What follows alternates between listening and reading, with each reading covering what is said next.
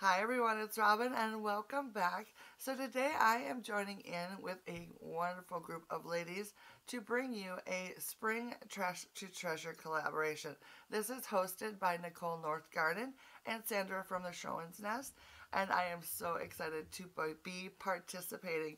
So the plan was to go to the thrift store, find something that we could bring home, we could revamp or redo to produce something for our homes for either springtime decor inside our house or for something to use outside in our yard or garden or whatever. So I just thought this was a fun idea, so of course I wanted to join in, and there's a handful of us, 5 or 6 of us I think, if I remember correctly, who are joining in as well. So there will be a playlist down in the description box, so I highly suggest when you're done watching my video that you go check out everybody's videos, because I am very excited as well to go see what everyone has done. So one quick thing before I show you what I made. I know that today is Thursday and many of you are probably here looking for my Thrift Store Thursday video. However, I did not upload one today because I am joining this collaboration. But I did not forget about Thrift Store Thursday. I have it ready for tomorrow, so it'll just be a 1 day late this week. But I figured that is better than just skipping it altogether. So, if you're looking for Thrift Store Thursday, just come back tomorrow and I'll have that for you. Alright, so let's get into what I did for this video today. Alright, so the item that I picked up to work with today looks like this. Isn't it cool? I actually found 2 of them like a year ago. And I've been holding on to them ever since, thinking I want to do something with these, but I've never really got around to it. So I thought this was the perfect time to dig these suckers out and try to do something with them. I believe they are like wrought iron that someone has painted, and I just thought they were super cool looking. Kind of looks like it's got like an arrow on the top, and then of course, you know, the scrolls or whatever. I just thought they were really cool. So this was my inspiration for my project, and I set out to make something that this could go on for my yard. And what I ended up with is something a little larger than what I can hold up to show you. So let me show you a clip of what I ended up making.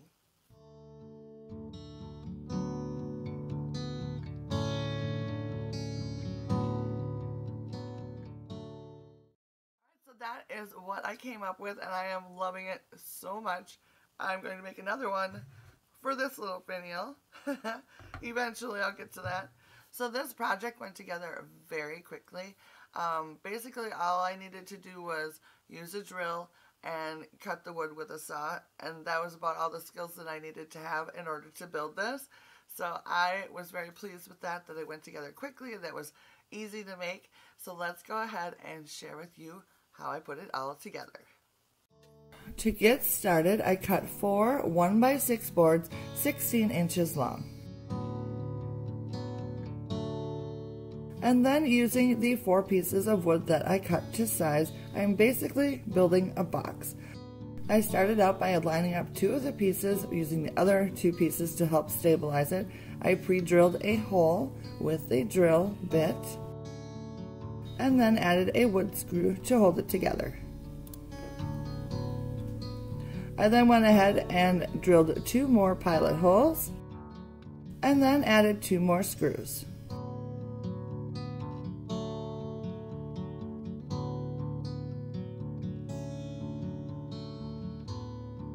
At this point I had something that looked like an L. I then lined up the 3rd piece, pre-drilled the holes,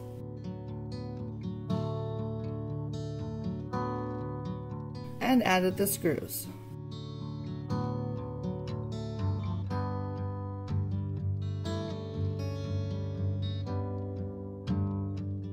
At this point it looked like a U shape. I then placed the final board, drilled pilot holes, added the screws,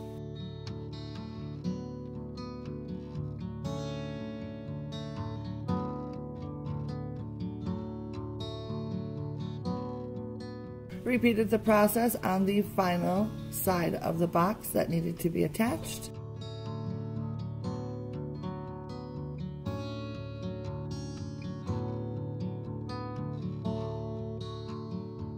And then my box shape was complete. I then cut a 1-inch board 2 inches larger than the size of the box on all sides to work as the base of my project. I then flipped it upside down, pre-drilled holes, and added screws. To start assembling the top piece, I cut a 1-inch board 6 inches by 7 inches wide. I then cut a smaller board that was 6 inches by 5.5 inches, and then finally I used this 4-inch square, which I already had on hand. Starting with the top 2 pieces, I centered the smallest one on top of the larger one, then flipped it over to the back side, drilled 2 pilot holes, and then added 2 screws. I then centered that piece on top of the 3rd piece, and then repeated the process by flipping it over and pre-drilling holes on the back side, and then adding the screws. And this is what it looked like.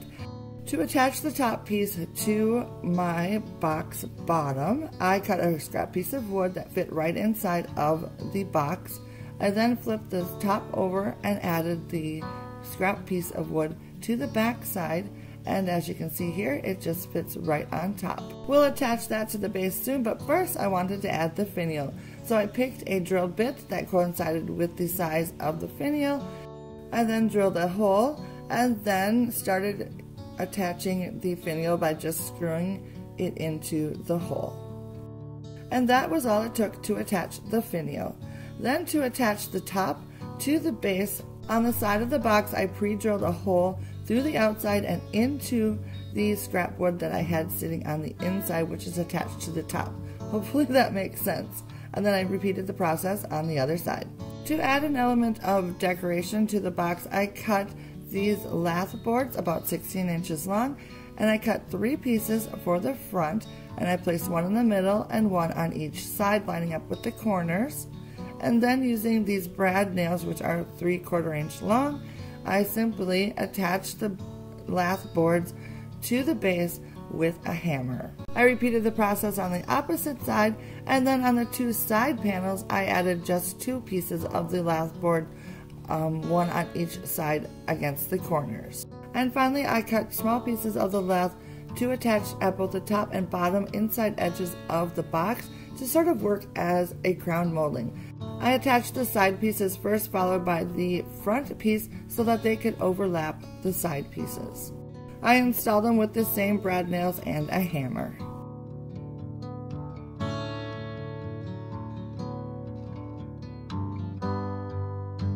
I repeated the same process with the bottom edge, and that finished off the project, except of course for some paint. For the paint, I just used an indoor-outdoor latex paint, which I had on hand, and I gave the whole thing 2 nice coats of paint. Once the paint was dry, my project was complete. And this is how it turned out, and oh my goodness, I love it so much, and I am hoping to get it outside very soon, but first, I'm going to have to wait till all of the snow melts in my backyard. I just think this turned out so cute, and I am in love with it.